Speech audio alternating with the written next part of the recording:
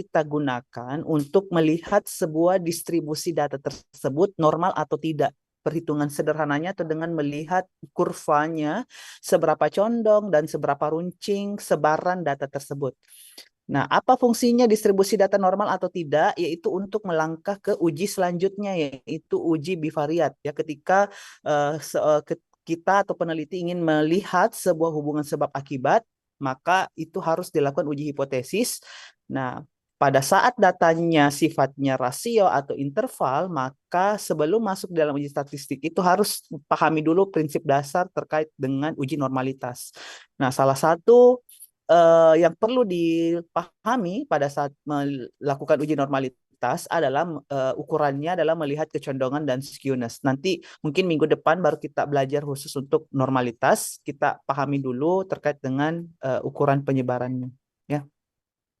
Nah, tadi jadi distribusi data itu diukur dengan skewness dan kurtosis ya. Kalau saya ingat penjelasan saya yang pertama ya, ada yang dikatakan dengan parametrik dan non parametrik. Kalau parametrik datanya harus terdistribusi normal. Nah, salah satu melihat data tersebut terdistribusi normal atau tidak atau distribusi data bisa dilihat dengan nilai skewness-nya atau kurtosisnya atau seberapa condong dan seberapa runcing kurva yang ingin dilihat ya.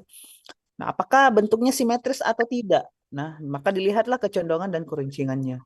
Nah, kemudian apakah distribusinya menggunung atau datar? Nah, juga bisa dilihat dari keruncingannya.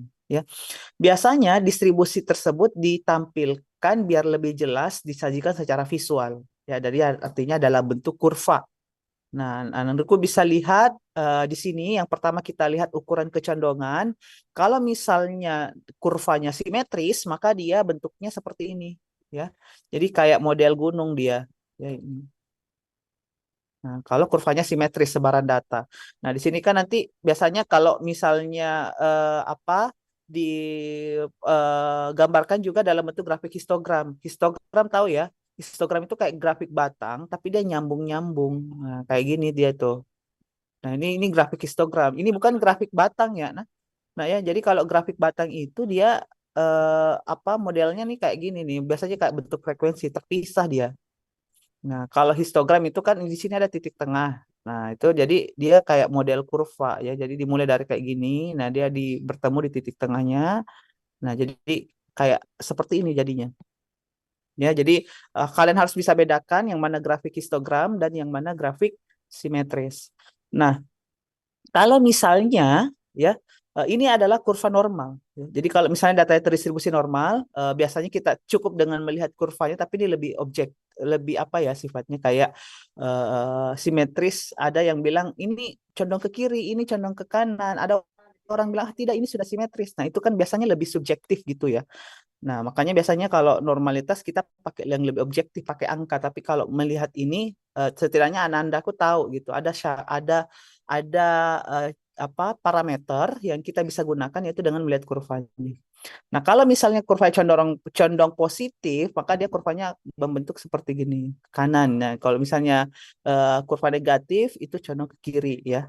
Ini kalau dia menghadap begini ya, terbalik. Nah, jadi ada kecondongan ke kiri atau ke kanan membentuk kurva positif atau kurva negatif, ya. Nah, ini juga bisa dilihat ini nilai rata-rata kalau kurang dari nilai lebih dari nilai median dan kalau misalnya kurang dari nilai median atau modusnya maka dia cenderung negatif dan positif dari kayak materi sebelumnya, ya. Kalau min, median, modus itu sama dengan nilainya atau tidak terlalu jauh bedanya, maka biasanya membentuk kurva simetris. Nah, ukuran kecondongan dan kecondongan nama lainnya atau kemencengan, ya. Simetris, nilai rata-rata sama dengan modus, sama dengan median. Nah, itu biasanya membentuk kurva simetris. Kalau misalnya kurang dari nilai median dan kurang dari nilai modus, nilai rata-ratanya, maka dia lebih condong ke kiri atau menceng ke kiri. Kalau misalnya nilai rata-ratanya lebih dari nilai median dan lebih dari nilai modus, maka dia condong ke kanan. Nah, ini prinsipnya. Jadi kalau misalnya nilai rata-ratanya lebih dari median, modus biasanya condong ke kanan, ya. Nah, ini pendekatannya ya. Kalau misalnya kita mulai latihan perhitungan rumusnya, koefisien ya, menghitung koefisien skewness. Kalau tadi kan nilai absolutnya. Nah, biasanya kita melihat nilai koefisien skewness-nya ya. Koefisien skewness-nya itu bisa dihitung berdasarkan nilai modus dan juga bisa berdasarkan nilai median. Kalau nilai modus rumusnya seperti ini. Ya. Nah, nilai rata-rata ini adalah nilai new, ini adalah nilai rata-rata, ini adalah nilai modusnya. Modus tahu itu? Nah, paling sering muncul. Kemudian nilai tau, tau ini adalah standar deviasi. Nah, ini anak-anakku harapannya tidak ada lagi yang tidak tahu menghitung standar deviasi, kan sudah belajar kemarin kan menghitung standar deviasi. Ya, udah lupa. Nah, nanti dibuka-buka lagi catatannya ya atau materinya. Nah, kalau misalnya menghitung nilai skewness berdasarkan nilai median, itu rumusnya agak beda. Jadi sini 3 dalam kurung dikali rata-rata dikurang nilai mediannya dibagi dengan standar deviasinya. Ya, itu pendekatan menghitung koefisien skewness. Ya, menghitung koefisien menghitung koefisien skewness-nya.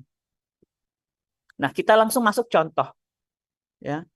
Contoh misalnya ada contoh kasus. Nah, ini datanya sudah dihitung ya atau sudah dikelompokkan ya. Didapatkan nilai rata-ratanya sekian 33,68, modusnya 18, mediannya 32.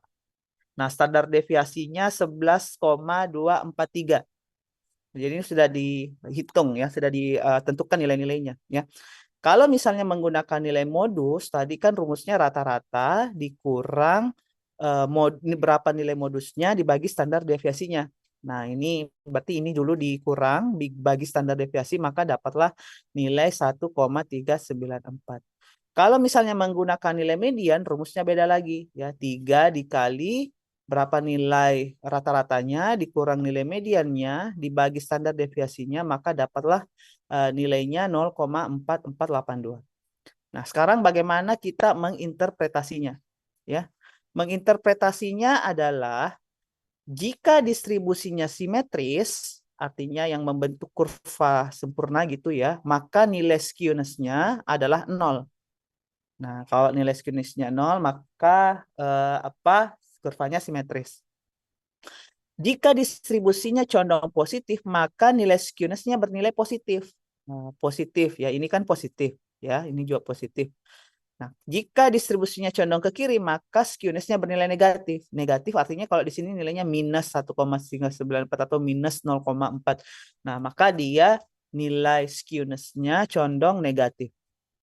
Ya, saya ulangi, kalau simetris nilainya 0, kalau misalnya condong ke kanan nilainya positif, kalau condong ke kiri nilainya negatif. Ya. Nah, ini kan kalau modusnya kan berarti dia ini ya condong ke mana? Kalau misalnya dilihat dari contoh ini, apakah dia simetris, apakah dia ke kanan atau dia uh, condong ke kiri kurvanya? Modus itu Pak condong ke kanan, artinya positif Pak. Ya, ya, good. Ya, di sini berarti dia condong ke kanan ya. Di sini meskipun di sini bilangnya 0 0, tapi kita di sini nilainya kan lebih dari 0, jadi 0,4. Ya, ditambah dengan nilai modusnya juga nilainya lebih dari 0, positif, maka dia condong ke kanan. Nah, itu berarti melihat kurvanya dari sebaran data itu dia condong ke kanan. Oh, sorry. Saya hapus dulu. Oh. Nah, coba kalian hitung ya untuk misalnya ini ada data hasil penelitian, nilai mediannya 497,17, modusnya 504, standar deviasinya nilai rata-ratanya 144,7 dan 409 standar deviasi dan nilai rata-rata berarti ini adalah standar deviasi dan ini adalah rata-rata. Nah, standar deviasi dan rata-rata ya. Berarti ini standar deviasi dan ini adalah rata-rata. Coba kalian hitung koefisien skewness-nya. Nilai modus berdasarkan nilai median berapa, nilai modus berapa. Ayo silakan hitung.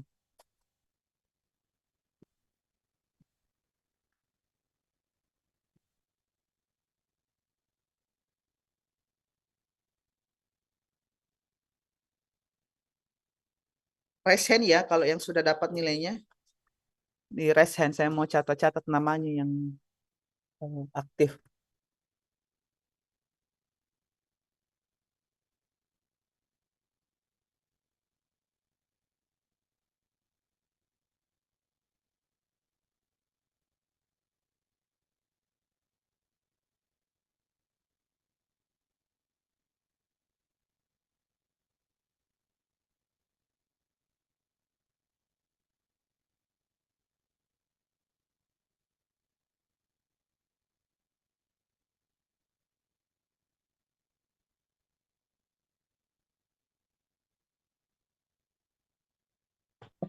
Izin Bapak, Ya, siapa? kakak saya Atifah Alia Bapak dari kelas F.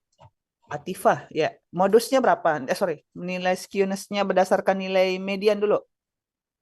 Kalau nilai median itu Pak, saya dapat minus Minus 0,1341.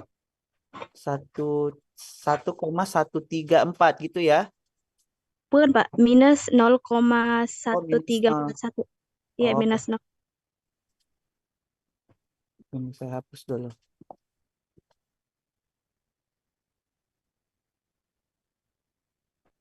Minus 0,13 ya.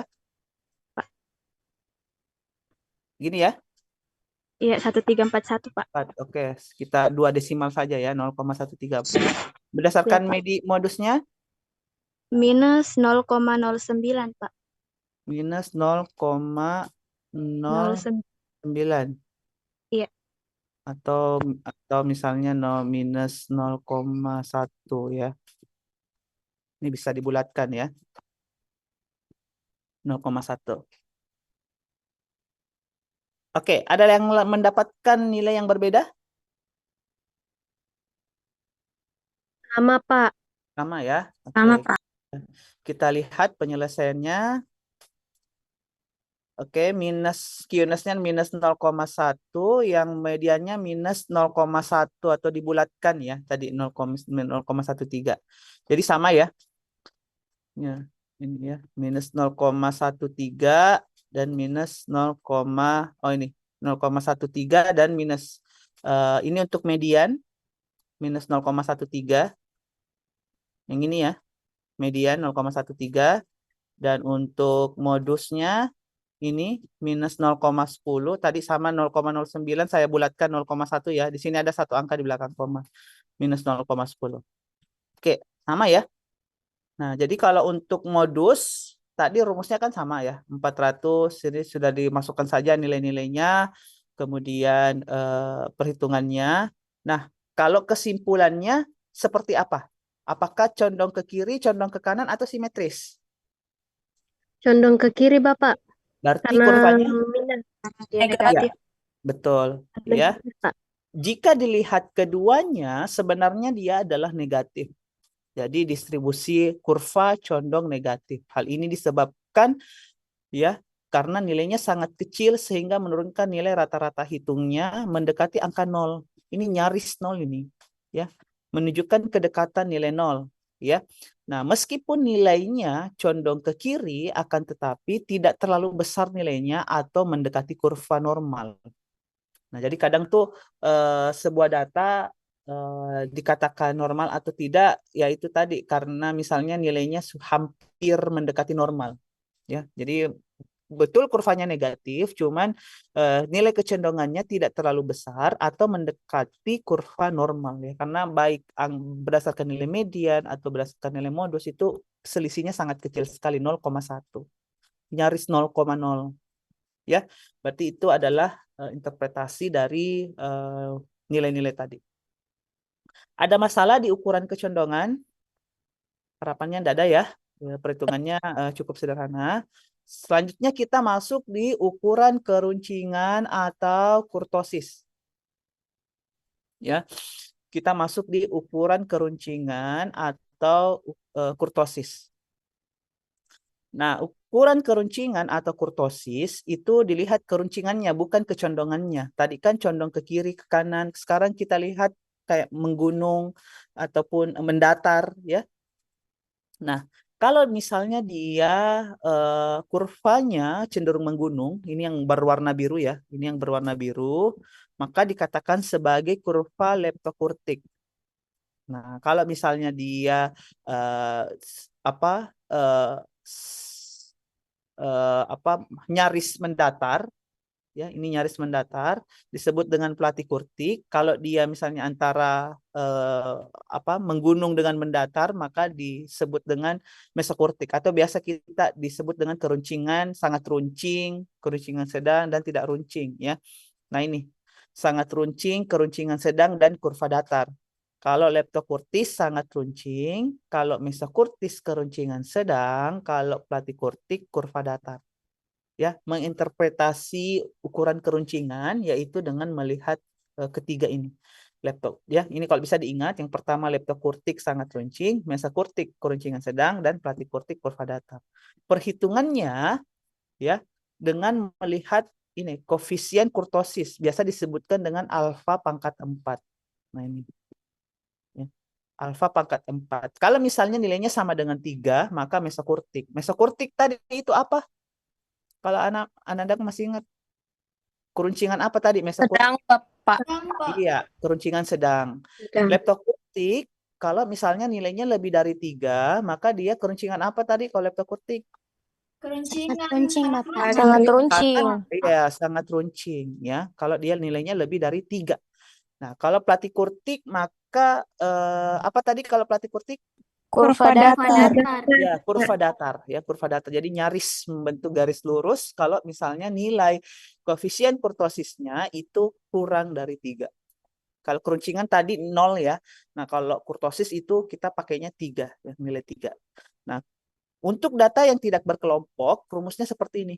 Ya, alfa pangkat 4 per n, ini adalah n jumlah data, ini adalah nilai datanya, kemudian dibagi dengan nilai rata-rata pangkat 4 ya, pangkat 4 ini pangkat 4 dibagi dengan standar deviasinya pangkat 4. Ya, jadi agak ribet. Bukan ribet ya, maksudnya kuadratnya itu pangkat 4 ya, bukan pangkat 2. Nah, untuk data yang dikelompokkan kan kemarin tahu metode data berkelompok dengan data tunggal ya. Nah, kalau datanya berkelompok ada jumlah frekuensi di sini. Nah, jumlah frekuensi tahu metode berapa jumlah frekuensi untuk tiap kelompoknya, kemudian standar deviasinya, nilai tengah kelasnya. Ini kan nilai tengah harapannya ada lagi yang enggak tahu ya. Berapa nilai tengah kelasnya kan kemarin sudah menghitung ukuran letak ya. Kemudian nilai rata-rata hitungnya. Ya. Ini pembedanya untuk data tunggal dan data berkelompok untuk menghitung koefisien kurtosis.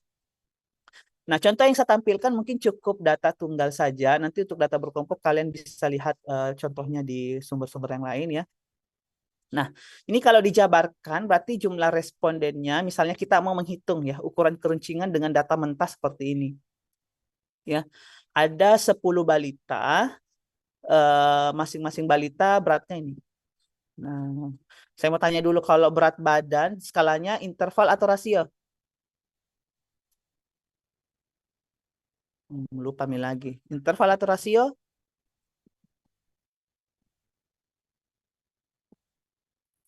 Atau numerik atau kategorik?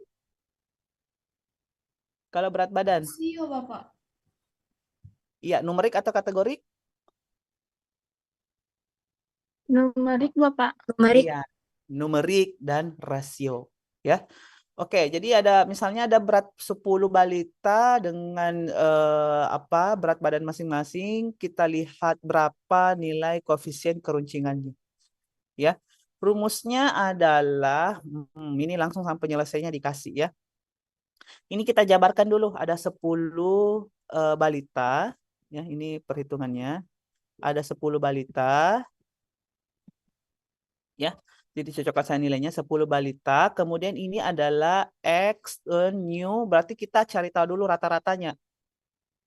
Nah, rata-ratanya berarti kita menghitung rata-rata berarti cari tahu dulu jumlahnya. Ini dijumlahkan ke bawah, nilainya 49,8.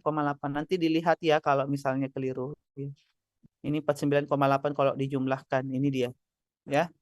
Ini jumlah X-nya 49,8 dibagi dengan N-nya supaya dapat rata-ratanya, maka dapat 4,98.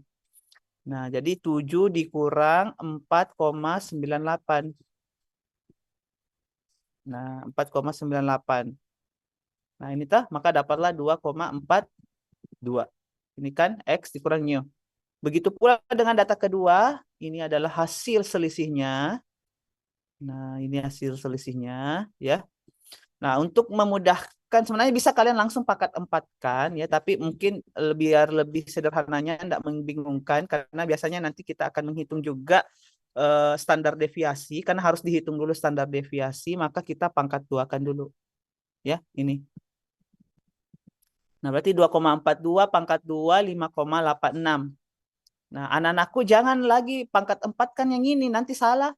Ya, kalau mau pangkat 4 kan ini, yang ininya kalian pangkat 4 kan 2,42 pangkat 4 makanya dapatnya ini. Kalau misalnya ini kalian mau pangkat 4 kan langsung saja 5,86 pangkat 2 maka sama aja hasilnya ini. Kalau ini kalian pangkat 2, kalau ini kalian pangkat 4 ya. Minus 0,98 pangkat 4-nya adalah ini. Ya. Ini biar lebih seragam nilainya maka yang diambil cukup 2 desimal di belakang koma. Ya. Ini kan nilainya ke belakang nih banyak ya, maka yang diambil cukup 2 angka di belakang koma. Pangkat 2-nya ini. Ya. Ini pangkat 2-nya 12,82, pangkat 3-nya pangkat 4-nya 164,26 ya. Berarti ini kalian pangkat 2 kan, kalau mau ini pangkat 4 kan, maka dapatnya ini. Ya. Nah, lanjut ini 0,82 pangkat 2 dan seterusnya. Nah, di sini nggak ada lagi yang nggak paham ya. Pangkat 2 dan pangkat 4.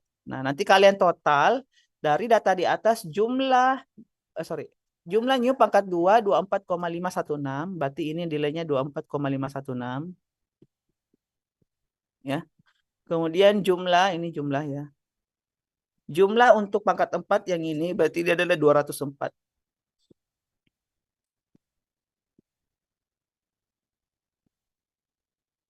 Nah, ini 224, ini 204 ya. Jumlah datanya ini 204. Nah, kalau nanti silahkan hitung kalau misalnya ada yang keliru ya, nanti kalian koreksi saja ya kalau keliru. Nah, kita hitung dulu standar deviasinya. Standar deviasi yang ini ya. Maka kalian masih ingat rumus standar deviasi sederhana ya, ini nilainya 24,5 ini dibagi 10 jumlah datanya. Ini ada jumlah datanya ada 10. Akar 24,15 maka nilainya adalah 1,6. Nah, maka ini kita perlu cari tahu dulu berapa X kurang mu pangkat 2-nya supaya kita bisa menghitung standar deviasi. Karena kan di rumus untuk koefisien apa namanya keruncingan kita harus ada nilai standar deviasi. Nah, kemudian langsung saja masukkan rumusnya tadi untuk koefisien kurtosisnya ya. Maka 1 dibagi N jumlah X-nya kurang mu pangkat 4 berarti 1 dibagi 10. 10 dikali ini kan data jumlah X-nya pangkat 4-nya 204,27 yang ini tadi. Ya. 204,27 sorry ini 27 ya. Nah, dibagi 1,6 pangkat 4 ini kan tahu standar deviasi. Rumusnya pangkat 4 jadi langsung 1,6 pangkat 4. Ya. Di jumlah kemudian didapatkanlah nilainya 23,27. Nah, berdasarkan interpretasinya, jadi nilai alfa pangkat 4-nya adalah 3,27. Karena nilainya lebih besar dari 3, maka kurvanya termasuk leptokurtik. Apa tadi itu leptokurtik? Istilah lainnya? Kurva? Sangat runcing. Sangat runcing. Nah, kurva sangat runcing. Ya, kurva sangat runcing. Maka nilainya didapatkan karena nilainya lebih dari 3. Nah, sampai sini ada yang ingin ditanyakan untuk menghitung skala kurtosis untuk data tunggal?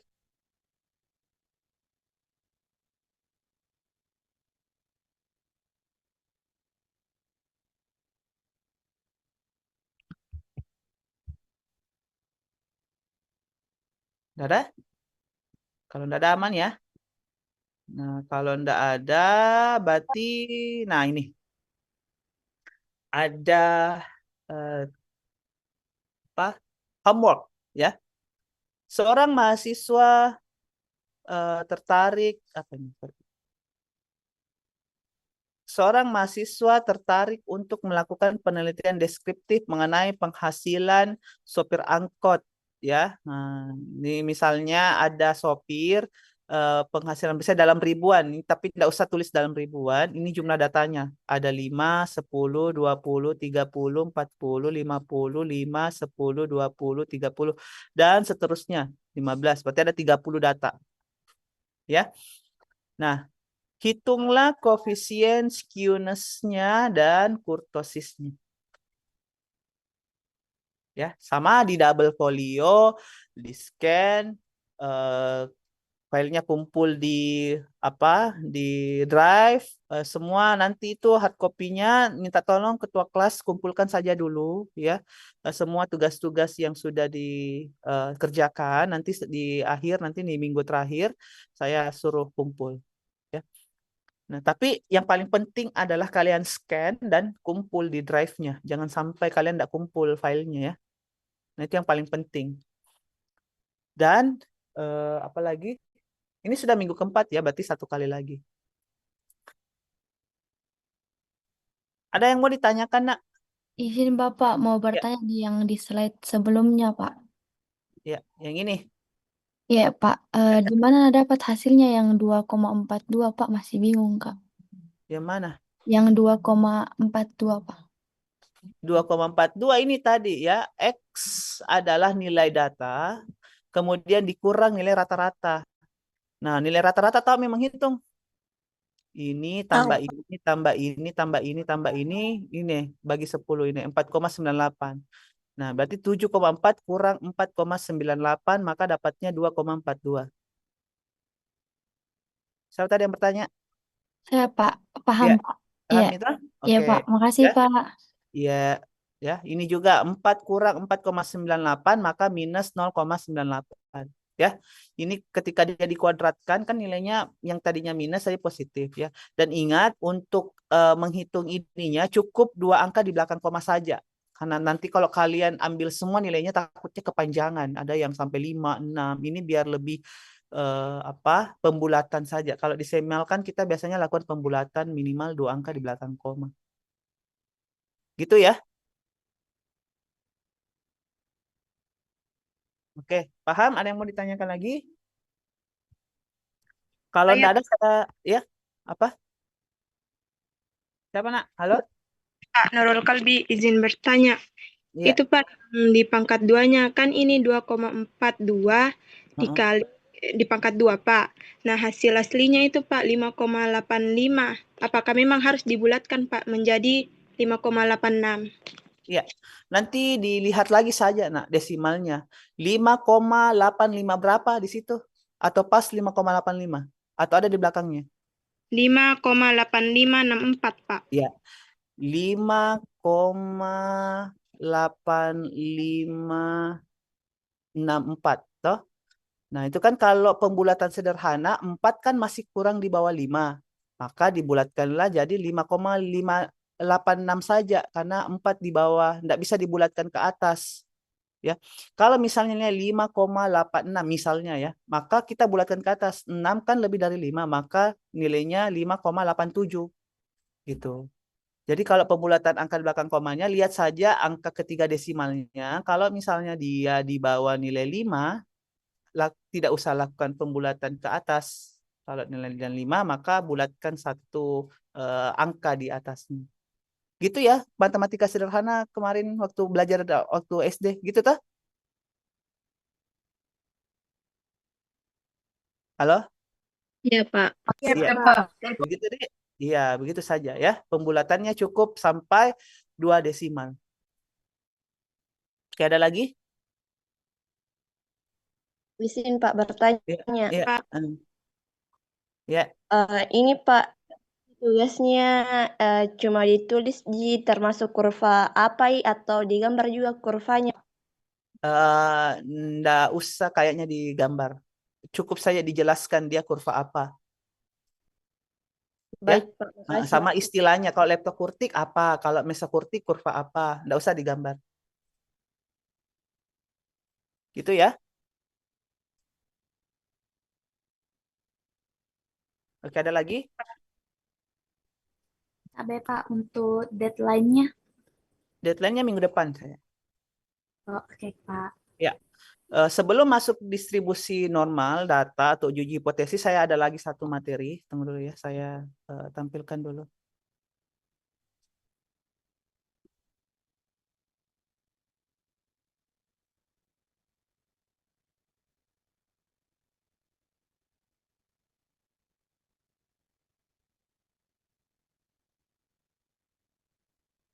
Izin Pak, boleh dikirim filenya yang ini Pak. Ya, insya Allah nanti saya kirimkan. Baik Pak, terima kasih Ingatkan Pak. saja. Iya Pak.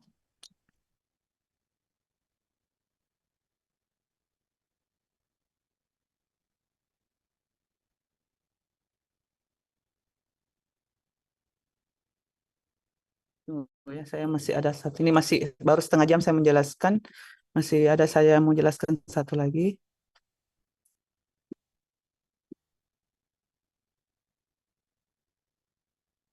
Iya, status.